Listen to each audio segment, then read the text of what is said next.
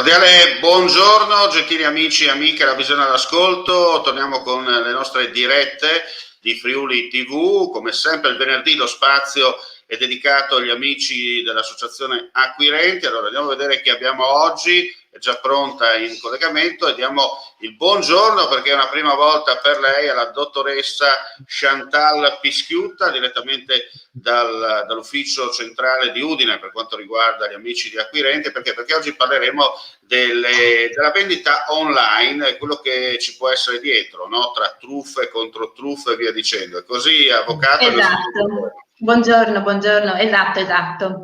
Sì, io faccio parte, sono una collaboratrice dell'Avvocato Bergamo, che avete già avuto modo di conoscere. Noi oggi avevamo pensato di trattare un tema che secondo noi, soprattutto da un anno a questa parte, ha avuto un notevole incremento, visto anche la situazione in cui ci troviamo. Infatti pensavamo di affrontare il tema dell'e-commerce, cioè la vendita e l'acquisto online, e praticamente anche la figura del consumatore standard di internet. Innanzitutto, quando si parla di vendita online, si fa riferimento a quella vendita che si compie attraverso strumenti di comunicazione a distanza e che permettono di concludere l'acquisto di beni e di servizi direttamente sul sito internet del fornitore. Vendita online viene praticamente anche a essere associata e comprende i contratti a distanza. Con contratto a distanza cosa si intende? Si intende praticamente quel contratto che è concluso tra un professionista da un lato e un consumatore dall'altro, mediante l'utilizzo esclusivo di strumenti di comunicazione a distanza, e quindi senza la presenza fisica e simultanea delle parti, fino appunto all'acquisto, compresa la conclusione del contratto. È una figura che è regolata dall'articolo 52 dall'articolo 45 del Codice del Consumo, e praticamente quando noi acquistiamo online un bene, un prodotto, stiamo stipulando appunto un contratto a tutti gli effetti a distanza, che ha ad oggetto una compravendita di beni materiali indicati e offerti sul sito internet del fornitore. E quindi praticamente... Mi permetta, avvocato, da sottolineare questo. Giustamente, come ha sottolineato lei, in particolare causa anche la pandemia, il commercio online ha avuto una netta impennata, no? Negli ultimi 13-14 mesi. Giustamente non dobbiamo fare di tutta un'erba un fascio, perché non è che l'e-commerce sia un mondo tipo Atlantide, continente sperduto, no? Ci sono i seri e purtroppo in mezzo ci sono anche i poco seri, come si dice. Esatto, come dappertutto. Ecco, allora giustamente noi abbiamo aperto questa finestra odierna proprio per mettere in guardia le persone va bene l'acquisto facile, però attenzione di non trovarsi, come si dice in gergo tecnico, in particolare in Friuli, poi con il CONI, che non è esatto. nazionale, tanto per essere chiari, no? Esattamente, preciso proprio. Anche perché appunto in questi casi il contratto non si stipula direttamente con la presenza fisica della controparte, ma si conclude direttamente su internet. Perché noi consumatori cosa facciamo? Entriamo su questo sito, su questa pagina web, scegliamo i prodotti che ci interessano e quindi seguiamo la procedura prevista dal sito, fino appunto a esprimere il consenso esplicito dello stesso. La tutela in questo caso è che possiamo sempre rivedere un riepilogo dell'ordine che io faccio, tant'è vero che poi solitamente il professionista cosa fa? Mi manda una mail di conferma dove io ho tutti gli estremi e quindi vedo tutto l'acquisto che praticamente ho appena compiuto. Il metodo qui, che di solito si chiama point and click, prevede semplicemente che io clicco un pulsante e ho praticamente espresso il mio consenso e ho fatto l'ordine e ho concluso il contratto. Chiaramente però il pulsante che dovrò digitare deve avere una dicitura che sia chiara, cioè non mi deve indurre in errore. Tant'è vero che solitamente noi vediamo paga ora. Diciamo che però qua qual è il rischio nell'e-commerce? Il fatto che io non posso vedere in concreto il bene è chiaro che la descrizione dello stesso, che me lo fa appunto il professionista sul sito, deve essere il più possibile vicina a quella effettiva, proprio per gli strumenti che vengono utilizzati, e la difficoltà sta proprio in questo. Ma tra l'altro il professionista cosa deve fare? Deve fare particolare attenzione nell'indicare in maniera chiara i termini dell'acquisto, le modalità di pagamento, i tempi, i costi, le modalità di consegna. Tra l'altro qui, quando noi vediamo su un sito i prodotti e sotto c'è il prezzo ovviamente, anche perché facciamo la decisione anche in base a quello, questo costituisce a tutti gli effetti un'offerta al pubblico. Cioè praticamente cos'è? È quella figura che viene regolata dal codice civile, che è l'articolo 1336, è quell'offerta che contiene tutti gli estremi di un contratto e che vale come proposta. E quindi per la conclusione del contratto è sufficiente la dichiarazione di accettazione del destinatario, tant'è vero che abbiamo visto si conclude appunto semplicemente esprimendo il consenso. Diciamo che nell'e-commerce, ma come anche in altre tipologie di vendite e di acquisti, vediamo ovviamente il coinvolgimento sia di professionisti che di consumatori. Tant'è vero che si distinguono tre tipologie. Abbiamo la prima che è business to business, cioè in questo caso le parti, venditore e compratore, sono dei professionisti. E allora qui se dovessero insorgere delle controversie non potrò applicare il codice del consumo. Cosa diversa invece per le altre due tipologie, cioè quando si parla di business to consumer, quindi il venditore è un professionista, ma il compratore è un consumatore, e quindi qui sì che io posso applicare il codice del consumo, così come lo posso applicare a maggior ragione quando si tratta di consumer to consumer, perché entrambe le parti sono dei consumatori. Quindi, visto un po' introdotto il quadro generale, avevamo pensato oggi di vedere la tutela del consumatore soprattutto per il diritto di ripensamento, di recesso, e poi come secondo punto si pensava nel cercare di individuare quali sono le pratiche scorrette, che proprio nell'e-commerce sono ancora più diffuse, perché è ancora più facile trarre in inganno, no? Per quanto riguarda il primo aspetto, quindi i diritti, le tutele, il diritto di recesso che viene riconosciuto al consumatore, c'è da dire che il nostro codice del consumo ha recepito la normativa europea, una normativa che è una direttiva 83 del 2011 che ha introdotto una serie di novità.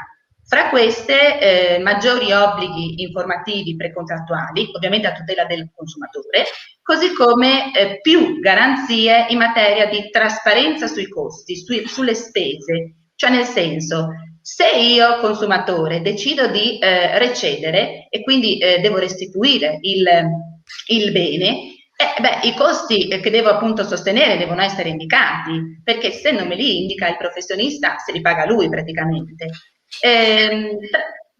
Tra l'altro, anche quando si tratta di termini di consegna, non devono essere, il professionista non deve superare un certo lasso di tempo, ingiustificato chiaramente. Cioè se io faccio un ordine e non mi arriva ancora il bene e sono passati 30 giorni, allora io il consumatore posso diffidarlo e se ancora non ho ottenuto il prodotto che ho acquistato, recedo tranquillamente dal contratto, restituisco il bene se me lo dovesse consegnare più avanti perché magari non ho più interesse e il contratto si risolve. Ma sul diritto di recesso la figura è disciplinata dall'articolo 52 del Codice del Consumo. Cosa prevede praticamente? Il codice dice che il consumatore può recedere dando entro un termine di 14 giorni, ma senza dare alcuna spiegazione, ed è qui che appunto è la tutela.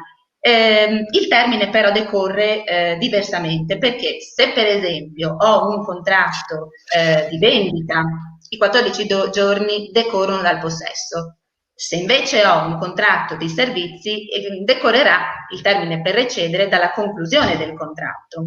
E quindi un'altra precisazione, se si tratta di contratto di vendita, se io per esempio ho fatto un acquisto, un ordine, ma di beni multipli e che mi vengono consegnati in tempi diversi, allora in questo caso per recedere io faccio fede al possesso dell'ultimo bene che mi è stato consegnato. E se invece per esempio si tratta di una consegna periodica di beni durante un lasso di tempo, allora devo guardare il possesso del primo bene che mi viene consegnato. La tutela però qual è anche? Che se per esempio il professionista si è dimenticato, non ha voluto dirmi della possibilità di ripensarci e quindi di recedere, e beh, il termine non è più 14 giorni, ma diventano 12 mesi. 12 mesi che scattano dalla conclusione del contratto. Certo. Ci sono chiaramente delle eccezioni alla regola generale, nel senso che se io per esempio ho fatto un acquisto di un bene personalizzato, non posso recedere, così come se ho acquistato un bene che ha una scadenza rapida, non posso recedere. E come posso recedere una volta che appunto ho comunicato di volerlo fare? Beh, posso utilizzare il modello previsto dal codice del consumo, ma molto più semplicemente il consumatore può fare una dichiarazione a forma libera. Importante è che risulti gli estremi del contratto da cui ci si vuole liberare e che praticamente oltre a questo risulti in maniera chiara la volontà di liberarsi dal contratto. E una volta che ha comunicato di recedere dovrà restituire il bene e lo deve restituire in un termine di 14 giorni dalla comunicazione. E tra l'altro un'altra garanzia è quella che il consumatore può recedere anche se il bene è in parte deteriorato. Questo perché, sempre a favore del consumatore, egli è responsabile solo della diminuzione del valore del bene custodito. E questo appunto è il primo punto, la prima tutela, il primo aspetto che abbiamo pensato che potesse essere utile. Secondo tema invece è quello delle pratiche che possono essere scorrette. Intanto per pratica commerciale cosa si intende? Si intende qualsiasi azione, comunicazione, omissione posta in essere dal professionista e che riguarda la vendita, la promozione, la fornitura di un prodotto rivolta al consumatore. Allora, come faccio io a capire quando una pratica commerciale è scorretta? Beh, quando è contraria alla diligenza professionale e quando è falsa o è idonea a falsare il comportamento economico del consumatore. E qui due punti. Sono due le pratiche scorrette, ci sono quelle ingannevoli e quelle che sono aggressive. Cos'è una pratica ingannevole? È quella pratica che il professionista pone in essere con delle informazioni che non sono vere, oppure anche se lo sono, inducono in errore il consumatore su degli elementi del prodotto che sono rilevanti e che in ogni caso lo vanno praticamente a portare a adottare una scelta che non avrebbe fatto, cioè praticamente ad acquistare quel prodotto. Certo. E tra l'altro il codice del consumo qui anche mi dice quali sono le condotte che possono aiutarmi a capire quando è una pratica ingannevole. Ci sono sia condotte attive che condotte omissive. Condotte attive, per esempio, il professionista non mi dà un'informazione vera o che mi induce in errore sulla sua identità, piuttosto sul diritto di recesso, piuttosto sull'esistenza, sulla natura del prodotto, mentre sono, oppure ancora quando mi crea confusione con un prodotto, con un marchio che è concorrente. Mentre per quelle che sono delle condotte omissive si dice, beh, devi fare attenzione se non ti viene data l'informazione, per esempio, sul prezzo, se comprende soprattutto le imposte, tra l'altro, o le modalità con cui queste vengono calcolate, e anche sull'indirizzo geografico, per esempio, del professionista. Le altre pratiche scorrette sono quelle aggressive, cioè praticamente tutte quelle pratiche che tramite molestie, coercizioni sono idonee o proprio vanno a già ridurre e a mettere in difficoltà il consumatore perché lo limitano nella libertà di scelta di comportamento economico. E allora ci si chiede, ma se io individuo appunto una pratica scorretta, io consumatore cosa posso fare? Il codice del consumo mi dà la possibilità di ovviamente rivolgermi all'autorità garante della concorrenza, perché questo è il soggetto competente. Il soggetto competente che tra l'altro si può fare benissimo coadiuvare dalla Guardia di Finanza. E se si tratta di diciamo casi di urgenza, l'autorità interviene, sospende provvisoriamente la pratica del professionista e poi lo avvisa che si aprirà un'istruttoria. Altre volte invece dà una seconda possibilità al professionista, nei casi ovviamente meno gravi, cioè, si intenda, perché per esempio si parla di ravvedimento operoso, cioè praticamente il professionista si impegna pubblicamente, cioè lo indica sul sito internet, di impegnarsi a porre fine alla pratica scorretta e a rimuovere gli effetti che ha purtroppo appunto creato. Se poi non li rispetta pagherà una rilevante sanzione economica, sanzione pecuniaria. Questo diciamo è un po' il quadro, poi è chiaro che ogni fattispecie richiede ovviamente Sono le l'analisi cosiddette anche. varianti in corso d'opera, tanto per esempio. Sì, purtroppo sì, questa diciamo, noi abbiamo fatto giusto una linea, insomma, una cappella introduttiva, perché poi appunto giusto per dare due dritte, poi è chiaro che volta per volta il problema è diverso. Chiaro che insomma, in linea generale il consumatore non viene lasciato a se stesso, questo possiamo dire. Chiaro. Beh, Questo è insomma, un po' tutto. bene, io intanto ringrazio la dottoressa Chantal Pischiutta che, ripeto, per la prima volta oggi partecipa a questi appuntamenti, no, dedicati dalla nostra rete ad acquirenti. Mi era stato detto è la prima volta, mi raccomando, ci è andata dritta, come si dice, veloce come un TGV in un certo senso. Grazie, spero di essere stata utile, spero.